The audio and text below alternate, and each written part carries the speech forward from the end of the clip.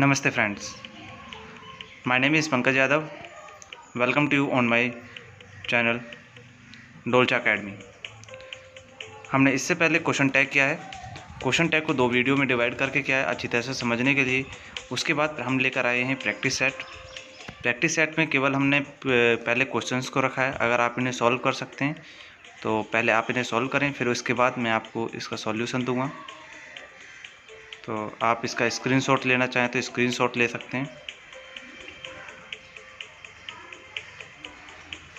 हाँ, ये practice set है जो मैंने क्वेश्चंस को चुन के बनाया है, जिसमें कोई भी ऑप्शन छूटा हुआ नहीं होगा। ओके, इस पेज नेक्स्ट पेज है, ये नेक्स्ट पेज का भी स्क्रीनशॉट ले लीजिए। ओके, पहले इन्हें सॉल्व करके देखिए एक बार। अब मैं नेक्स्ट पेज ले रहा हूँ। ये नेक्स्ट पेज है, लास्ट पेज है ये। इसका भी स्क्रीनशॉट ले लीजिए और इन्हें एक बार सॉल्व करके देखिए। ये सभी क्वेश्चंस कॉन्टैक्ट जो फॉर्म होती है उस पर डिपेंड होते हैं, तो उसी के अकॉर्डिंग वर्क करते हैं। तो आप पहले इसका स्क्रीनशॉट लेके सॉल्व करके देखिए, उसके बाद मैं इसका सॉल्यूशन देता हूँ। ये है कॉन्टैक्ट फॉर्म जो क्वेश्चन टैग के, जब क्वेश्चन टैग लिखते हैं सेंटेंस का तो उसमें हेल्पफुल होती हैं। इसमें सबसे ज़्यादा इम्पोर्टेंट है एम नोट। जब हम एम नोट लिखते हैं तो ये क्वेश्चन टैग है, ये सभी हमारे क्वेश्चन टैग्स हैं। ये आरंट नोट, तो एम को आरंट नोट ही लिखा जाता है और आर नोट को भी आरंट नोट लिखा जाता है। इस को इजंट लिखा जाता है, वाज को वाजंट लिखा जाता है, वर को वरंट लिखा जाता है और हैज़ नोट को हैज़ंट लिखा जाता है। इसका भी स्क्रीनशॉट लेके अपने नोट्स में लिख लें इन्हें, तो ज़्यादा बेटर रहेगा समझने के लिए। ठीक है, अब हम देखते हैं सॉल्यूशन। तो नेक्स्ट है हमारा solution, question number practice set का first. She is too confused, तो इसका क्वेश्चन टैग होगा इजंट सी। आपने जो सॉल्व करके देखा है उससे मैच करते रहें। नेक्स्ट है यू डोंट लाइक मिल्क, तो इसका क्वेश्चन टैग होगा डू यू। फिर नेक्स्ट है let's go out for a walk, तो शैल वी होगा इसका। She always studies hard, doesn't she. इसमें प्रेजेंट इंडेफिनिट में है तो डू डज का फॉर्म का यूज़ होता है और हमारा सब्जेक्ट सिंगुलर है तो डज आएगा। She lives in Meerut, doesn't he. यहाँ पर भी हमारा सब्जेक्ट सिंगुलर है तो उसी हिसाब से डू डज का फॉर्म का यूज़ होगा। और प्रोनाउन हमारा ही, उसी सब्जेक्ट के अकॉर्डिंग आया। हर सिस्टर सिंग्स वेल, तो ये भी सब्जेक्ट के अकॉर्डिंग और प्रेजेंट इंडेफिनिट टेंस है तो doesn't see. They love working hard, तो डोंट दे। यहाँ पर प्रेजेंट इंडेफिनिट का प्लूरल फॉर्म है इसलिए डोंट का यूज़ किया गया है। और दे सब्जेक्ट के अकॉर्डिंग आया है pronoun. I thought it again, तो आई थॉट यहाँ पर ये सेकंड फॉर्म है यानी कि पास्ट इंडेफिनिट है तो उसके according did not I, didn't I. तो अगला है ही वॉज वर्किंग हार्ड, तो वाजंट ही। इस तरह से इसका सॉल्यूशन है, स्क्रीनशॉट ले सकते हैं इसका। और next is solution of next question, we can modify everything, तो इसका क्वेश्चन टैग है कांट वी, क्योंकि वर्ब है, वर्ब में कांट कैन है तो इसके अकॉर्डिंग आया। और अफर्मेटिव है सेंटेंस तो क्वेश्चन टैग नेगेटिव होगा।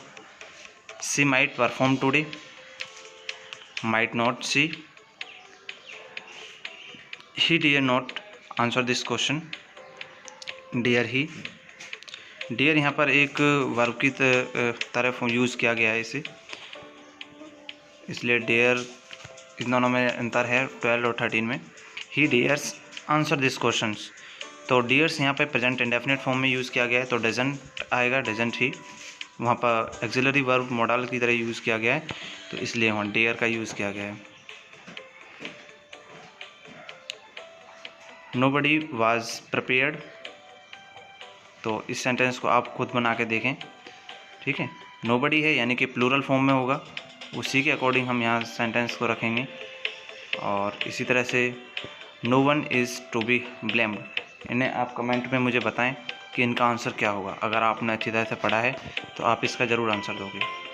शट द डोर यानी कि ये इम्पेरेटिव सेंटेंस है, तो इसमें विल यू या फिर हम वांट यू का भी यूज़ कर सकते हैं।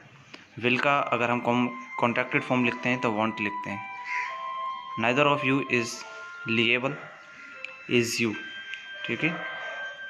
और नेक्स्ट है नो वन वुड स्पीक, तो इसका भी आप मुझे कमेंट में बताएं आंसर कि इसका आंसर क्या होगा। नेक्स्ट है, आप इसका स्क्रीनशॉट ले लें। And next is one man can do it, 19th है, तो कैन आया है उसमें और सब्जेक्ट हमारा वन है, तो उसी के अकॉर्डिंग लिखा जाएगा और क्वेश्चन मार्क यूज़ होगा। One can not insult him, तो कैन वन, सब्जेक्ट और वर्ब दोनों अकॉर्डिंग टू देखना है।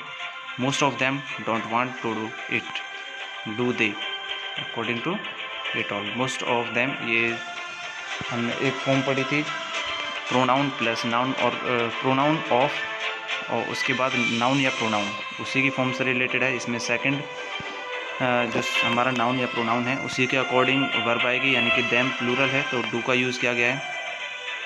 नो सिगार इज़ अलाउड, तो इज़ नॉट। और everything is clear and strict, isn't it, okay. Everything is, तो इसका क्वेश्चन टैग इजंट इट होगा। All of you are close to my heart, तो aren't you, ठीक है। अगर आपको इसमें कहीं पे भी कोई प्रॉब्लम आती है आप मुझे कमेंट में ज़रूर बताएं। स्टॉप दैट नॉनसेंस, 25 में, तो कांट यू। अब हम ये इम्पेरेटिव है, ये भी इसमें हमने जब पढ़ा था क्वेश्चन टैग को एक्सप्लेन किया था, उसमें हमने देखा था अगर कहीं पर भी कोई ऐसा वर्ड आता है जहाँ पर डांट फटकार वाला हो तो वहाँ पर हम कांट का यूज़ करते हैं, यू का यूज़ करते हैं। और उसके बाद अगर पॉजिटिव है तो कांट का, नेगेटिव वर्ड का यूज़ किया जाएगा तो can't you. How dare you, इसमें भी can't you. It could be easy, couldn't it. तो इस प्रकार से हमारी ये सॉल्यूशन कंप्लीट होता है। इसमें कोई भी सेंटेंस ऐसा नहीं बचा है जिसमें से हमने टाइप में से ना लिया हो। हर टाइप में से लगभग 2 से 3 एग्जाम्पल लिए हैं। तो अगर आपको और कुछ चाहिए, इसमें सुझाव चाहिए, तो आप मुझे कमेंट में ज़रूर बताएं। बाकी नेक्स्ट टॉपिक मैं जल्दी लेकर आऊँगा। और अगर आपको कोई अपना फेवरेट टॉपिक चाहिए इंग्लिश का तो आप मुझे कमेंट में करके बताएं, मैं उसी टॉपिक के ऊपर वीडियो लेके आऊँगा और उससे अच्छी तरह से बेटर तरीके से समझाने की कोशिश करूँगा। तो इसे आप करते रहिए, प्रैक्टिस करके देखिए एक बार, और ये आपके लिए 10+2 लेवल तक काफ़ी प्रॉफिटेबल होगा, काफ़ी बहुत अच्छा प्रॉफिटेबल होगा। तो आपके लिए मैं अगला वीडियो जल्दी लेकर आऊँगा। Thank you. जय हिंद दोस्तों।